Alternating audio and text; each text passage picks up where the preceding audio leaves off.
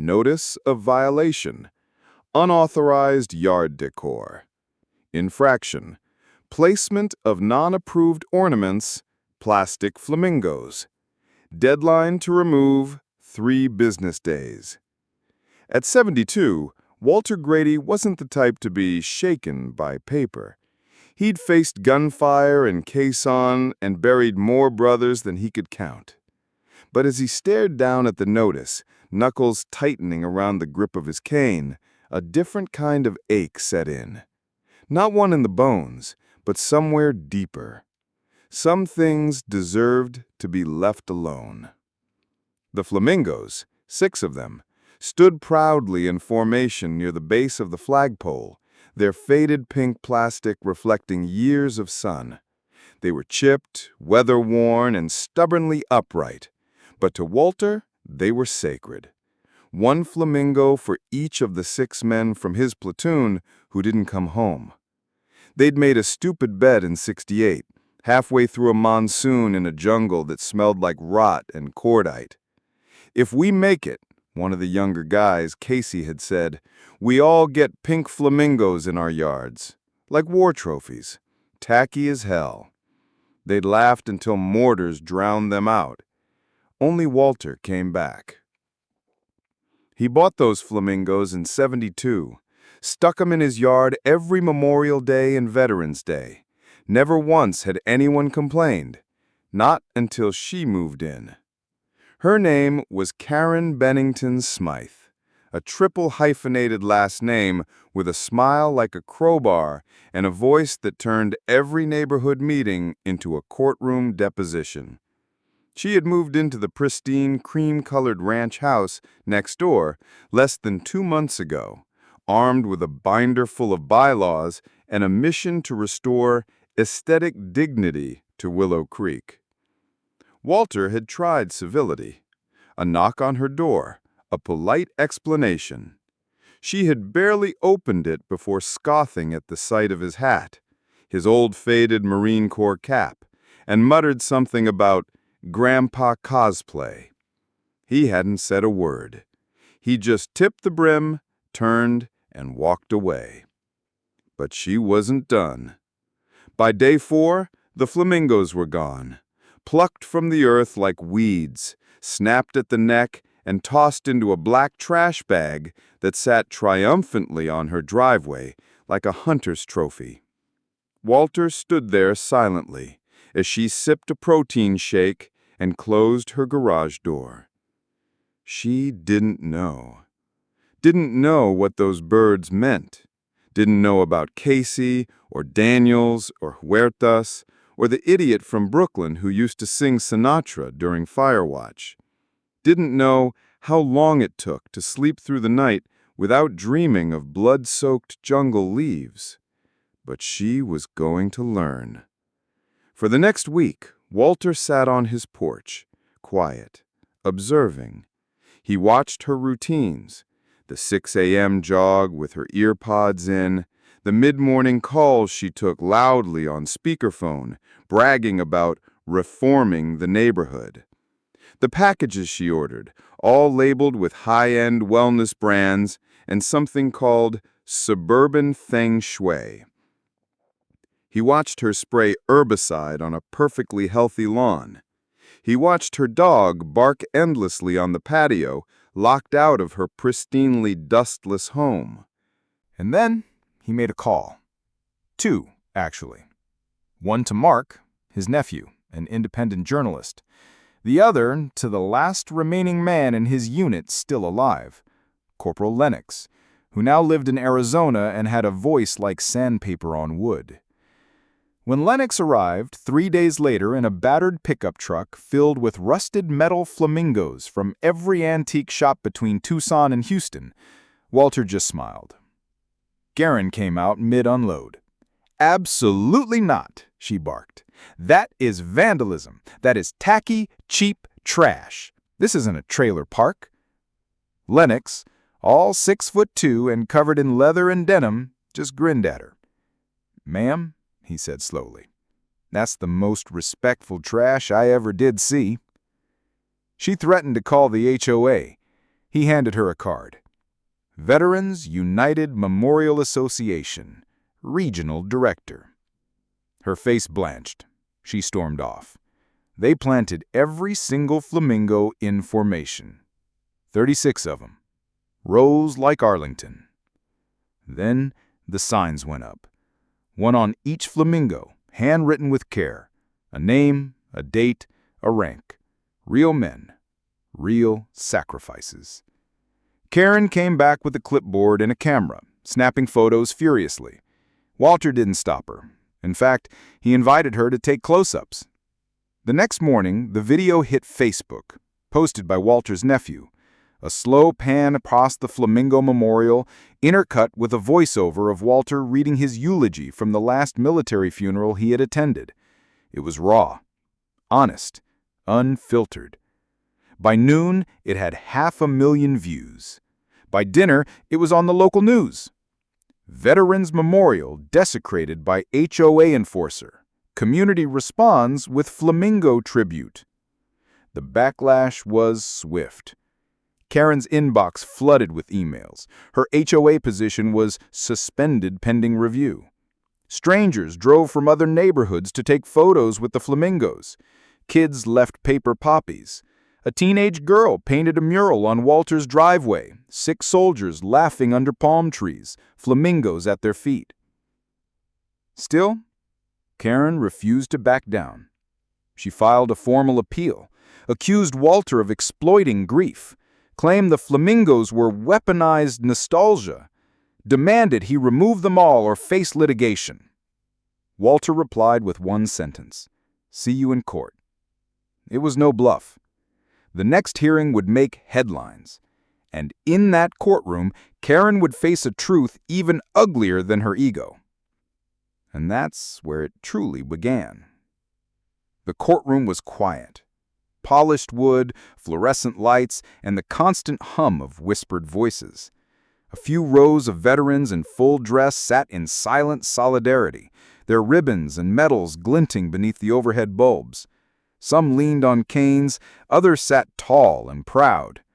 Walter stood among them, his Marine cap in hand and the flamingo pin on his lapel glinting defiantly. Karen arrived 20 minutes late. In true Karen fashion, she swept into the room with an overstuffed leather binder, a stiff smile, and a designer suit 2 shades too bright for the mood. Her high heels clicked like gunfire against the courtroom floor. She didn't make eye contact with Walter. She didn't even glance at the gallery. Her world was the podium, the law, the page numbers in her binder that she flipped with crisp, impatient fingers.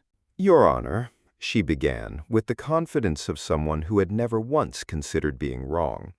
We are here today because of a blatant violation of Homeowner Association Bylaws, Section 14B, specifically regarding unauthorized, non-seasonal yard decor exceeding acceptable quantity and visual scale.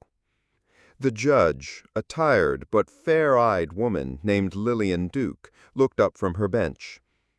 Ms. Bennington-Smythe, this hearing is about a complaint lodged concerning the removal of property from a homeowner's yard without due process.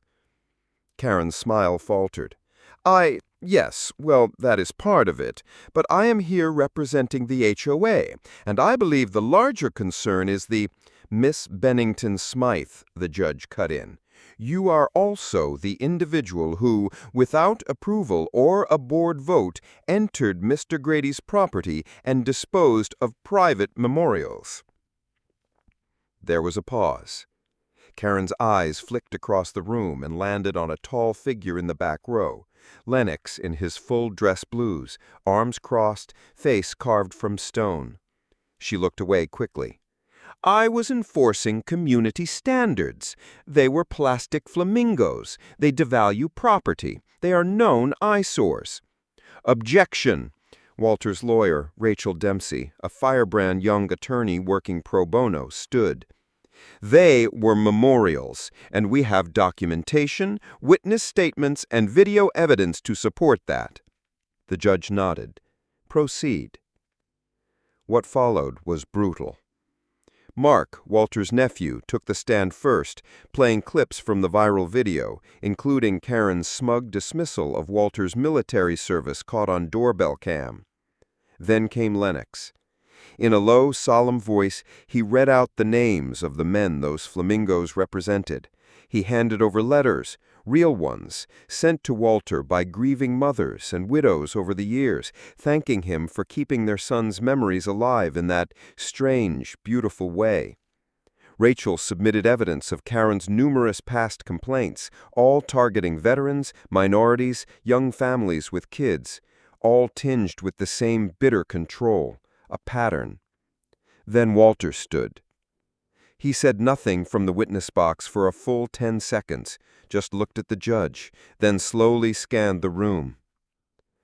When I was 19, I crawled through mud and jungle with a rifle I barely knew how to use. I watched 6 of the finest men I'll ever know die in front of me. For years, I couldn't say their names without shaking. He reached into his coat pocket, took out one of the salvaged flamingos, cracked at the beak, sun-bleached. This was my way of remembering them. Not statues, not plaques, just something simple. Something we joked about, in a war zone, under fire. Something that kept me human. His voice never wavered, but tears lined the edges of every word. I didn't ask for attention. I didn't want pity. I just wanted to remember. Karen's rebuttal was a disaster. She tried to claim the flamingos were unaesthetic and violated HOA policies. She said memorials belonged in cemeteries. She even suggested Walter was manipulating public sentiment for likes and sympathy. The veterans in the room audibly groaned. One muttered, "She's cooked." And she was. The judge ruled swiftly. Not only was Karen's removal of the flamingos a breach of private property and HOA overreach, but her behavior bordered on harassment. She was suspended indefinitely from the HOA board. The HOA itself was fined for negligent oversight. Karen was ordered to issue a public apology, not just to Walter, but to the families of the fallen soldiers the flamingos represented. But Walter wasn't done. He refused the apology. Instead, he proposed something else. "I don't want her words. I want her to help." Confused murmurs rippled through the room. Karen blinked. "Help what?"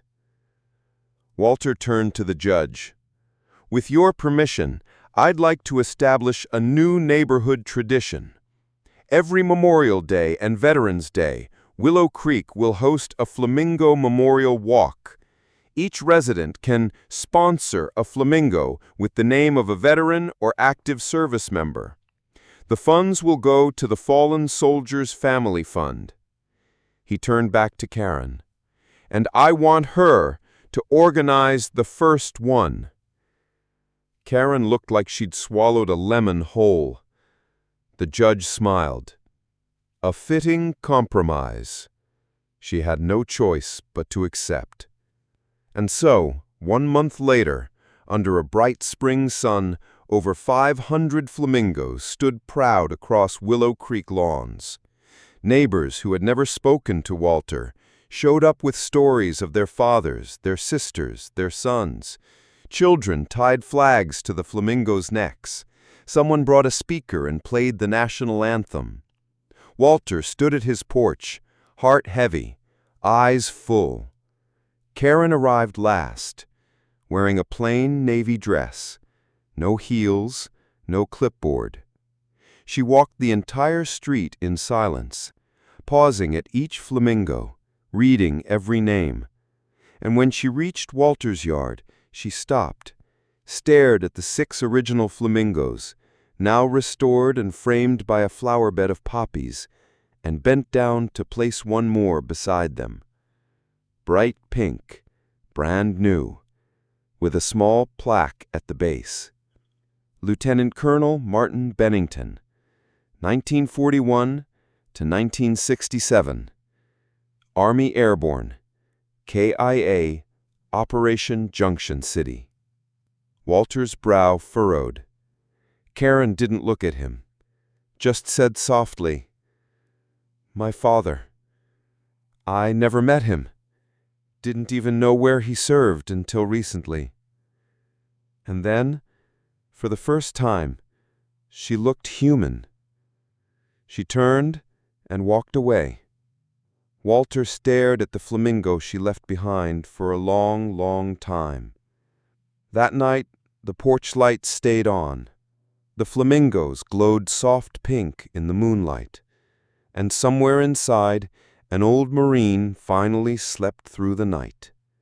No dreams, no ghosts, just peace.